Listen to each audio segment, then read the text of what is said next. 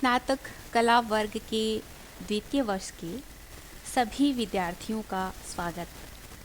आज के व्याख्यान में हम रीतिकाल के रीतिबद्ध काव्यधारा के प्रमुख कवियों में से कविवर देव अर्थात देवदत्त का जीवन परिचय एवं उनकी रचनाएं और उनका साहित्य में स्थान क्या है, इसके बारे में अध्ययन के साथ साथ पाठ्यक्रमानुसार कवि देव की प्रमुख दो पदों की व्याख्या का अध्ययन भी करेंगे। कवि देव का परिचय अर्थात जीवन परिचय। महाकवि देव अर्थात महाकवि देव का वास्तविक नाम देवदत्त था और देव इटावा के रहने वाले सनाढ़ या ध्योशर्या ब्राह्मण परिवार में इनका जन्म हुआ था। इनका जन्म 1730 विक्रमी में हुआ।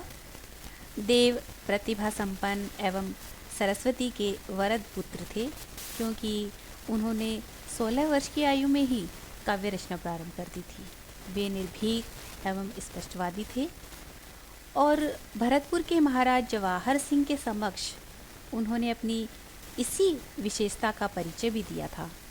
तो देव को अनेक आश्रयदाताओं की शरण लेनी पड़ी और इन आश्रयदाताओं में जैसे आजम शाह, कुशल सिंह, राजा भोगी लाल, भवानी दत्त वेश्य, अकबर अली खान आदि हैं। और इन्होंने स्थिर रूप से अर्थात स्थायी रूप से किसी भी आश्रयदाता के यहाँ पे शरण प्राप्त नहीं की थी, क्योंकि इनकी जो स्वाभाविक प्रकृति थी वह निर्भीक एवं स्पष्टवादी थी, इसलिए वो कहीं भी टिक करके नहीं रह सके थे। रीतिबद्ध कवि होने के नाते रीतिकालीन काव्य पद्धति पर लक्षण ग्रंथ लिखे इन्होंने, जिससे ये आचार्य कहलाए। इनके ग्रंथों की संख्या 72 बताते हैं, जिनमें भाव विलास, भवानी विलास, कुशल विलास, रस विलास, प्रेम चंद्रिका, सुजान मणि, सुजान विनोद तथा सुख सागर तरंग आदि 19 ग्रंथ प्राप्त है। इनमें देव की मौलिक कल्पना शक्ति तथा परिष्कृत सौंदर्य बोध का दिग्दर्शन होता है और इनकी भाषा है वह ब्रज है और ब्रज भाषा प्रवाहमयी और साहित्यिक है। अंतिम दिनों में ये भक्ति एवं वैराग्य की ओर उन्मुख हो गए थे और इनका देहावसान संवत 1846 में हुआ। इस प्रकार कविवर देव रीतिकालीन रीतिबद्ध काव्यधारा के अंतर्गत महत्वपूर्ण कवियों में से एक हैं। तो कवि देव ने कई आश्रयदाताओं के यहाँ पर रहकर अपनी रचनाएं लिखी और इनकी रचनाएं रीतिबद्ध काव्यधारा के अंतर्गत ही अर्थात काव्यांगों का विवेचन, नायिका भेद, रस विवेचन आदि इन्हीं परंपरागत आचार्यत्व का निर्वाह करते हुए इन्होंने अपनी रचनाओं को लिखा। इनकी रचनाएं हैं वो आचार्य मम्मट के अनुकरण पर अलंकार शास्त्र इन्होंने लिखा और उसमें अलंकारों के लक्षण, भेद, उदाहरण प्रस्तुत किए हैं। साथ ही आचार्यत्व की परंपरा में उन्होंने रसों का भी विवेचन किया। तो अपनी जो इनकी प्रथम रचना है भाव विलास, तो उसमें उन्होंने श्रृंगार रस का सांगोपांग विवेचन प्रस्तुत किया। अष्टयाम जो कि औरंगजेब के पुत्र आजम शाह के संकेत पर इन्होंने लिखी थी और उसने उन्हें पुरस्कृत भी किया था। इस प्रकार उन्होंने इस रचना में नायक नायिका के श्रृंगार परक उद्दीपन और आलंबन रूप में विभावों का विशेष वर्णन किया है। कवि देव के दूसरे जो आश्रयदाता है वह दादरीपति राजा सीताराम के भतीजे भवानी दत्त वेश्य थे। ये चरखी दादरी के निवासी थे और इनके लिए इन्होंने भवानी विलास नामक ग्रंथ की रचना की और इस ग्रंथ में उन्होंने नायिका भेद के काव्यशास्त्रीय प्रसंग को ग्रहण कर उसके चमत्कारी और भावोल्लासक चित्र प्रस्तुत किए हैं। उनके प्रेम तरंग में स्वकीय नायिका का सौंदर्य चमत्कारिक और भावात्मक रूप में अभिव्यक्त हुआ है। कवि देव के तीसरे जो आश्रयदाता हैं वे कुशल सिंह थे और देव ने इनके लिए कुशल विलास नामक ग्रंथ की रचना की। तो इस ग्रंथ में देव के जो वास्तविक गुणग्राहक और आश्रयदाता राजा भोगीलाल हुए हैं, जिनके लिए इन्होंने रस विलास नामक ग्रंथ लिखा और इस ग्रंथ में सभी रसों का विशद चित्रण हुआ है। इसमें देव के आचार्यत्व की पूर्ण प्रतिष्ठा हो पाई है। प्रेम चंद्रिका में मनुष्य हृदय की प्रेम वृत्ति का शास्त्रीय अध्ययन प्रस्तुत किया है और इस ग्रंथ में जहाँ देव के आचार्यत्व की पूर्ण प्रतिष्ठा हुई है, वहाँ इसके भावात्मक कवि व्यक्तित्व की मुक्त कंठ से प्रशंसा करते हुए डॉक्टर नागेंद्र ने कहा है कि इतना आवेग, इतनी तल्लीनता रीतिकाल में केवल घनानंद को छोड़ करके अन्य किसी कवियों में प्राप्त नहीं है। तो यह वास्तव में प्रेम का वर्णन ना हो करके प्रेम की अभिव्यक्ति है। तो ऐसा प्रतीत होता है मानो कवि का संपूर्ण व्यक्तित्व पिघल कर बह रहा हो। तो इनके लिए इन्होंने भवानी विलास नामक ग्रंथ लिखा और तीसरे जो आश्रयदाता है कुशल सिंह, उनके लिए कुशल विलास। तो देव के वास्तविक गुणग्राहक और आश्रयदाता राजा भोगीलाल थे, तो जिनके लिए इन्होंने रसविलास नामक ग्रंथ की रचना की।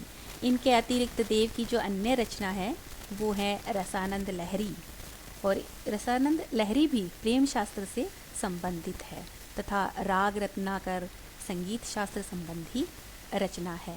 इस प्रकार कवि देव का जो कृतित्व है, उन्होंने लगभग 75 पुस्तकें लिखी हैं। तो आचार्य रामचंद्र शुक्ल जी ने सिर्फ 55 पुस्तकों को ही स्वीकार किया है, रचनाओं को ही स्वीकार किया है, किंतु 25 पुस्तकें ही इनकी उपलब्ध बताई जाती हैं। शिव सिंह सरोज के अनुसार देव की ग्रंथों की जो संख्या है वह 72 है और मिश्र बंधुओं के अनुसार 52 मानी गई है। तो आचार्य रामचंद्र शुक्ल ने इनके 25 ग्रंथों को प्रामाणिक माना है। तो उनमें से भी 15 प्राप्त हैं और बाकी हैं, शेष जो हैं वो अनुपलब्ध हैं। तो इस प्रकार उनकी जो उपलब्ध पुस्तकें और रचनाएं हैं वो इस प्रकार से, जो अभी हमने उनका परिचय दिया। और अन्य रचनाओं में जैसे शब्द रसायन देव को आचार्य श्रेणी में स्थापित करने वाला एक महत्वपूर्ण ग्रंथ है। इसमें काव्य शास्त्र का सांगोपांग विवेचन किया गया है। काव्य महिमा, काव्य स्वरूप, पदार्थ निर्णय, नव रसों की विवेचना, रीति, गुण, वृत्ति, अलंकार, पिंगल आदि सभी विषयों का इसमें सम्यक प्रतिपादन हुआ है। तो आचार्य कवि देव ने इस ग्रंथ में रीति तत्वों की बड़ी सुंदरता से, सहजता से और गंभीरता से विवेचना की है, किंतु इतना ध्यान देने पर भी अलंकार, रीति और शब्द शक्तियों का निरूपण अधिक स्पष्ट नहीं हो पाया है। वैसे इस ग्रंथ में देव का काव्य विषयक ज्ञान प्रगाढ़ और व्यापक दिखाई देता है। तो इस प्रकार से कवि देव का जो कृतित्व है बड़ा ही प्रशंसनीय, सराहनीय है और रीतिकालीन कवियों के अंतर्गत कवि देव का स्थान है वह बहुत ही महत्वपूर्ण माना जाता है। कविवर देव जो अपने तत्कालीन जो रीतिकाल के जो कवि थे, जैसे कविवर बिहारी हैं, कविवर बिहारी के का जो कला पक्ष है उसमें भाषा की समाहार शक्ति, सामासिकता, लाक्षणिकता और व्यंजनात्मक शक्ति का विकास है और अर्थ गांभीर्य। लेकिन कवि देव के काव्य में उनकी जो काव्य कला है उसमें संगीत की झंकृति, लालित्य, सौकुमार्य, कल्पना की उड़ान, मौलिकता और रसात्मकता है। तो इस प्रकार से कवि केशव जो रीतिबद्ध काव्यधारा के अंतर्गत आते हैं, एक चमत्कारिक अलंकारवादी कवि के रूप में उनको कठिन काव्य का प्रेत भी कहा गया है। उनकी कवि प्रिया और रसिक प्रिया में तो यही दृष्टिकोण है। लेकिन रामचंद्रिका में जो अलंकार प्रदर्शन और उक्ति वैचित्र्य में सारी शक्ति लगाते हुए दिखाई देते हैं, तो उन्हें हृदयहीन कहना तो सरासर अन्याय होगा। लेकिन कवि का जो हृदय पक्ष है वह कवि देव के हृदय पक्ष की अपेक्षा थोड़ा निर्बल दिखाई देता है। तो कवि देव में रसानुभूति, तन्मयता और आगात्मकता है। तो केशव में अलंकार का वैचित्र्य है और देव में शब्द चयन, स्वर लहरी, ध्वनि, लाक्षणिकता, वक्रता और कल्पना की सुकुमारता आदि सब काव्य कला के निर्माण में योगदान दे रहे हैं। इसी प्रकार कवि देव और मतीराम का यदि हम तुलनात्मक अध्ययन करें तो इसमें मतीराम का जो भाव पक्ष है वह सबल और श्रेष्ठ है, फिर भी देव के भाव पक्ष के सामने वह नहीं ठहरता है। तो इस प्रकार उस समय के जो तत्कालीन जो रीतिबद्ध, रीति सिद्ध आदि जो कवि थे उनमें कवि देव का महत्वपूर्ण स्थान है। तो कवित्व की दृष्टि से भी आचार्य रामचंद्र शुक्ल ने उनके बारे में यह कथन कहा है कि आचार्यत्व की दृष्टि से रीतिकालीन कोई भी आचार्य विशेष महत्वपूर्ण नहीं है। देव आदि आचार्यों ने तो रीतिशास्त्र सृजन में न तो कोई मौलिक योगदान दिया और न विषय का सम्यक और पूर्ण निरूपण किया, लेकिन फिर भी जो कुछ हिंदी का रीति साहित्य है उसमें कवि देव का एक महत्वपूर्ण स्थान है। तो इस प्रकार से कवि देव हैं वो रीतिबद्ध काव्य धारा के अंतर्गत एक अपना महत्वपूर्ण स्थान रखते हैं। अब आगे हम उनके हमारी पाठ्यक्रमानुसार कवि देव के जो प्रमुख पद दिए गए हैं उनमें से पहला जो पद है वह छंद है, उसकी हम व्याख्या करेंगे। छंद इस प्रकार है: जाके न काम न क्रोध विरोध न लोभ छुवे नहीं क्षोभ को छाहूँ, मोह न जाहि रहे जग बाहिर मोल जवाहिर तऊ अति चाहूँ, बानी पुनीत जो देव धुनी रस आरद सारद के गुण गाहूँ, सील ससी सविता छबिता कविता ही रचे कविता ही सराहूँ। तो ये जो प्रस्तुत जो दो पद है, छंद है, अवतरण है, यह अवतरण कवि देव द्वारा रचित शांत रस से संबंधित है। और कवि देव ने इस अवतरण में कि एक कवि बनने के लिए कौन कौन से गुणों की आवश्यकता होती है, अर्थात कौन कौन सी योग्यताएं होनी चाहिए एक कवि के लिए, तो इस प्रकार का इसमें वर्णन किया गया है कि एक व्यक्ति उसमें वह व्यक्ति ऐसे गुणों से युक्त होना चाहिए जो इस छंद के अंतर्गत उन्होंने बताया है, और कि तभी वह अपना कवित्व धर्म, अपना कवित्व कर्तव्य है उसका सही रूप से निरूपण कर सकता है। और इस छंद के अंतर्गत कवि देव ने कविता रचने के लिए, साहित्यिक रचना को रचने के लिए, कविता को कविता बनाने के लिए एक कवि में कौन कौन से गुण, कौन कौन सी योग्यताएं होनी चाहिए वो इस प्रकार बताई हैं। जाके न काम न क्रोध विरोध न लोभ छुवे नहीं क्षोभ को छाहूँ।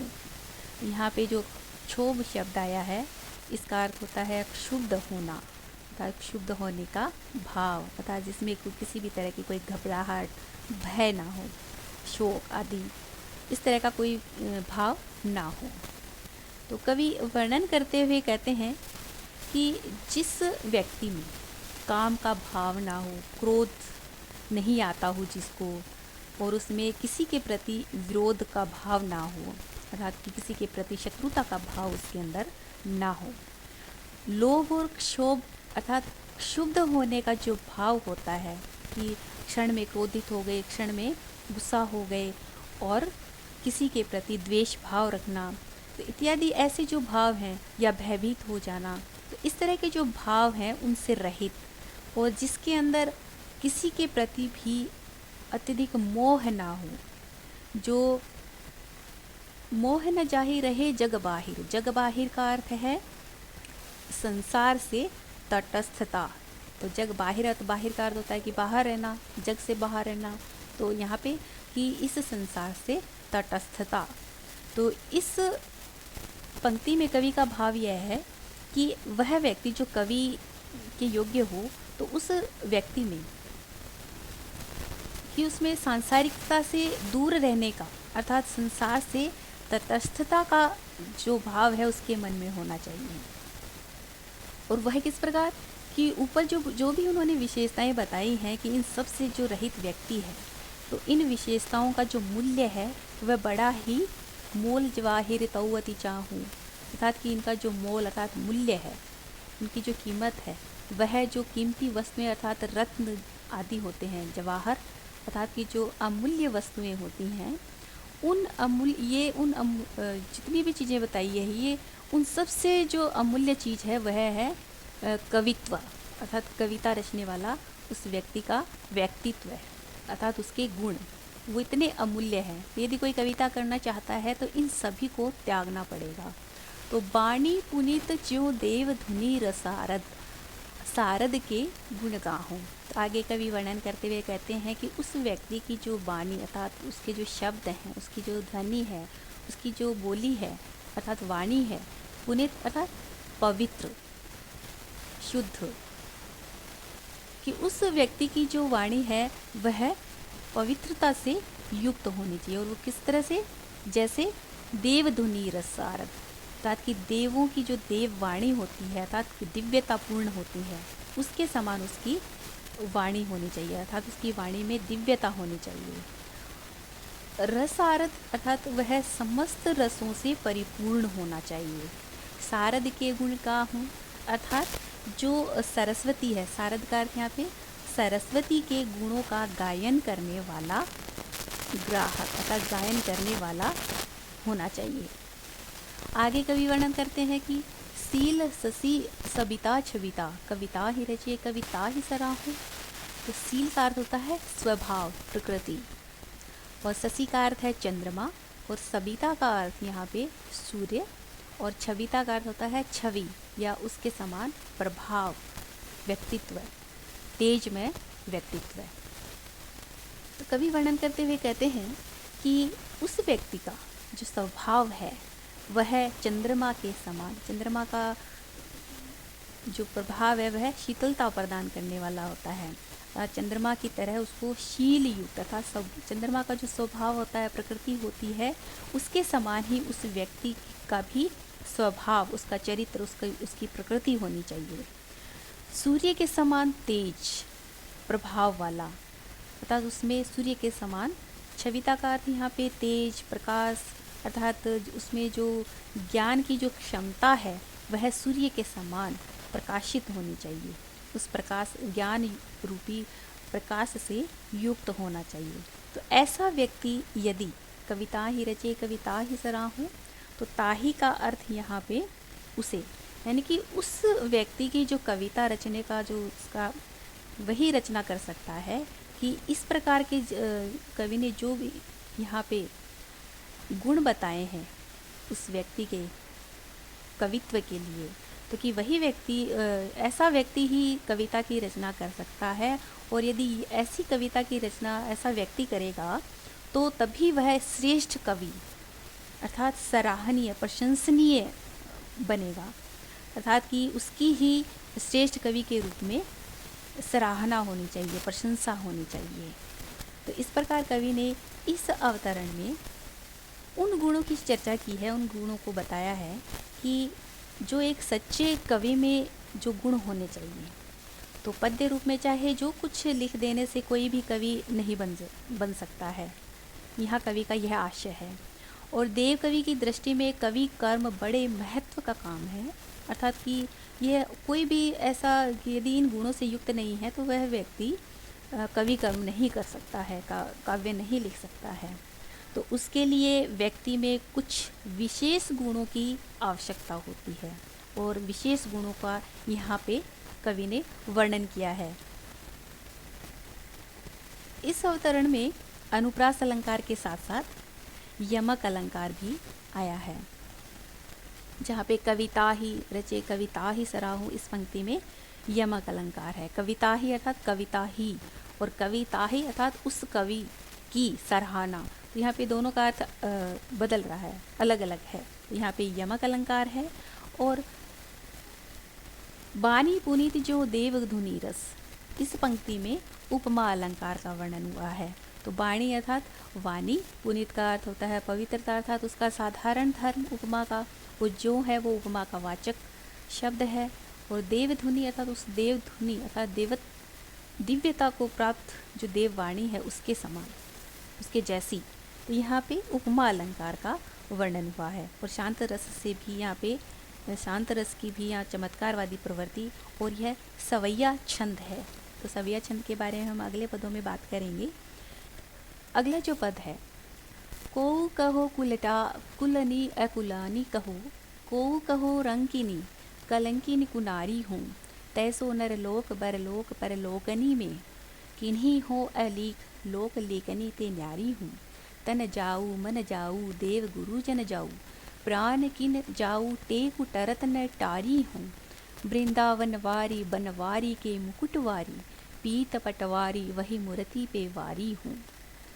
तो यह है प्रस्तुत अवतरण कविवर देव द्वारा रचित पूर्व राग वर्णन से संबंधित है। तो इस अवतरण में कवि ने कृष्ण के प्रति पूर्णतया समर्पित राधा और जो गोपियां हैं उनका यहाँ पे कथन प्रस्तुत किया गया है कि जो पूर्ण समर्पित हैं, अर्थात कि पूर्ण रूप से जो श्री कृष्ण के प्रेम में समर्पित है, तो उस समर्पित राधा और गोपियों का यहाँ पे वर्णन किया गया है और प्रेम की जो महत्ता है उसका यहाँ वर्णन किया गया है। तो कवि वर्णन करते हुए कहते हैं कि को कहो कुलटा कुलनी अकुलानी कहो। तो यहाँ पे को का अर्थ है कोई, अकुलीन अर्थात जो अच्छे कुल का नहीं हो, और रंकिनी का अर्थ है यहाँ पे गरी, और अलोक का अर्थ है अदृश्य एकांत, और कलंकिनी अर्थात जो जिसके दाग लग गया हो, कलंक लग गया हो का अर्थ है मैं, और टेक का अर्थ होता है मन में कोई भी जिद या कोई बात है उसको ठान लेना, हट, जो जिसको बान कहते हैं, आदत कहते हैं।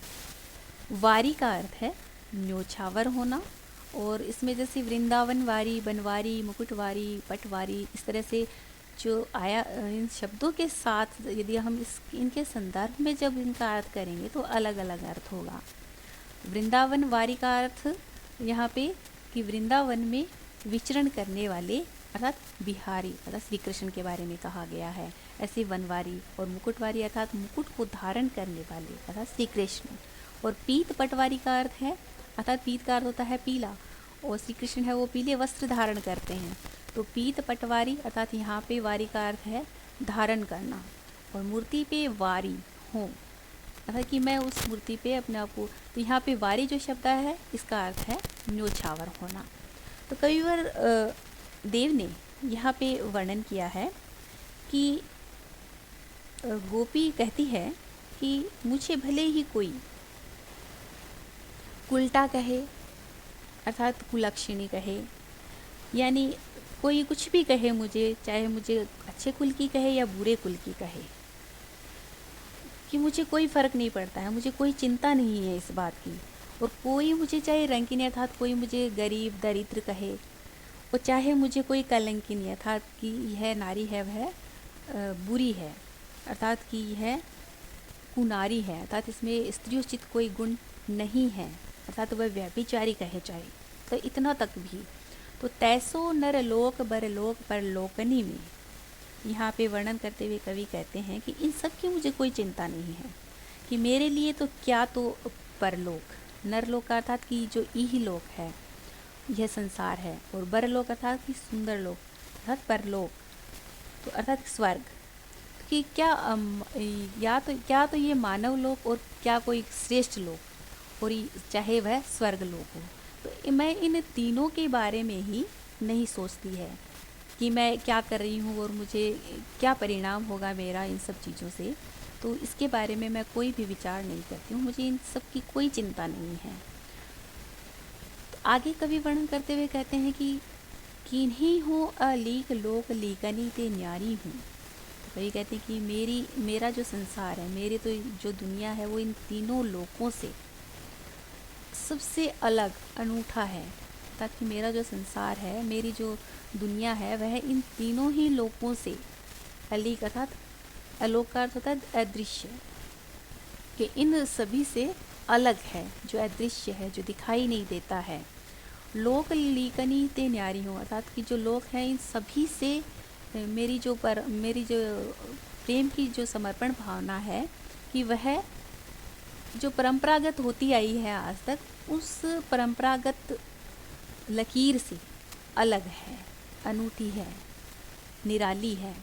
तो यहाँ पे आगे कवि वर्णन करते हुए कहते हैं कि वह गोपी का इस प्रकार वर्णन करती है अपने समर्पित भाव का कि तन जाऊँ मन जाऊँ देव गुरुजन जाऊँ, कि और मुझे इन सब चीज़ों की कोई चिंता नहीं है, चाहे तन अर्थात कि मेरा शरीर अर्थात मेरे प्राण भी जाए, मेरा मन अर्थात कि मेरा मन भी जाए, वो देव गुरुजन अर्थात कि चाहे मेरे से कोई देव हैं वो रूठ जाए, नाराज़ हो जाए, या मेरे गुरुजन भी मुझसे मेरे इस कृत्य पे चाहे रूठ करके नाराज़ हो करके चले जाएं।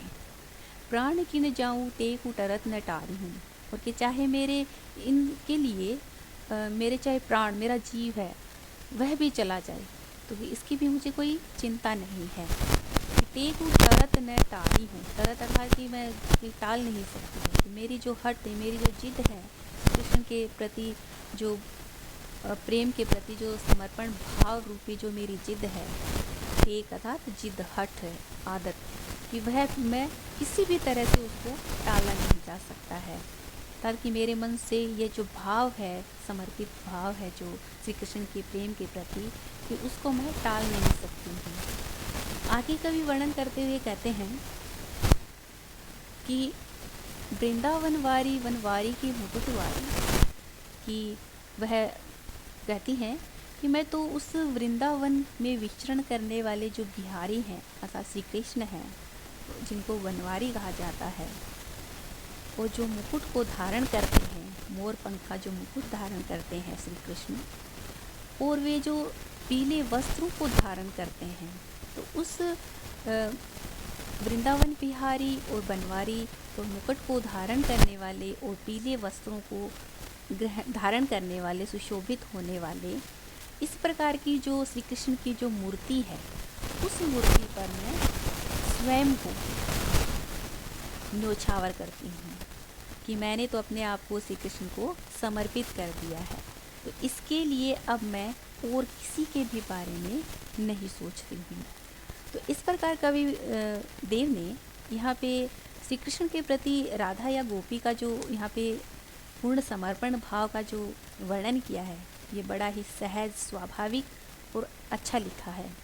तो जिसने अपने आप को ही समर्पित कर दिया हो तो उसे जग निंदा या लोग क्या कहेंगे उसके बारे में कोई चिंता नहीं होती, उसे बुरा भी नहीं लगता है। तो जिसे निंदा बुरी लगती हो तो वो तो इस तरह का समर्पित भाव नहीं रखता है, और जिसे निंदा और इस सभी सांसारिक जितनी भी चिंताएं हैं उनसे यदि वह दूर रहता है और अपना जो प्रेम समर्पित किया हुआ है उस समर्पण भाव में वो श्री कृष्ण के प्रति समर्पित है जी जान से। तो इस प्रकार यहाँ पे जो समर्पित भाव का यहाँ पे वर्णन किया गया है श्री कृष्ण के प्रति गोपियों का और या राधा का, तो यहाँ पे बड़ा ही सहज स्वाभाविक वर्णन किया गया है। और इस पद के अंतर्गत अनुप्रास अलंकार आया है और यमक अलंकार, और अंतिम जो दो चरण हैं इनमें यमक अलंकार है। इस प्रकार कविवर देव ने प्रेम का जो समर्पण भाव है तो उन सभी समर्पितों की यहाँ पे व्यंजना की है।